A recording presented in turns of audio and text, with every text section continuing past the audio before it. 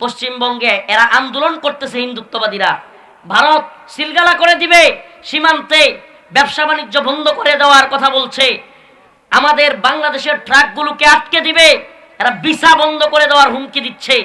কি জঘন্য এবং ভয়াবহ চক্রান্ত! বাংলাদেশকে একটা খরক রাষ্ট্র বানানোর জন্য এরা একেবারে সর্বোপরি চেষ্টা করে যাচ্ছে। এজন্য বলি, নামাজের ওয়াজ, কুরবানির ওয়াজ, মাসআলা মাসাইলের বয়ান অনেকেই করবে, প্রয়োজনীয়তা আছে, অবশ্যই প্রয়োজনীয়তা আছে, কিন্তু আপনাদেরকে সজাগ করি, এই উম্মার পাহারাদার আমরা, এই উম্মার জন্য জীবন দিতে আমরা প্রস্তুত। আপনাদেরকে আমরা সজাগ করতেছি।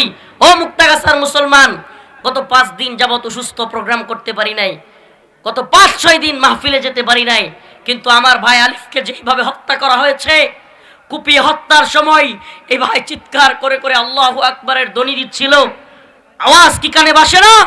আমাদের সেই গগন বিদারী আলিফ ভাইয়ের চিৎকারের সাথে সুরে সুর মিলিয়ে বলতে চাই, ও হিন্দুত্ববাদী ইসকনের দালালেরা, রয়্যাল এজেন্টরা, শুনে রাখ, তোরা মুসলিম উম্মার যুবকেরা তৈরি হচ্ছে, তোরা যদি আমাদের এক আলিফকে ফেলে দিস, আমরা তোদের 10টাকে কচুকাটা না করে শাহাদাতের পেয়ালা পান করবো না ইনশাআল্লাহ।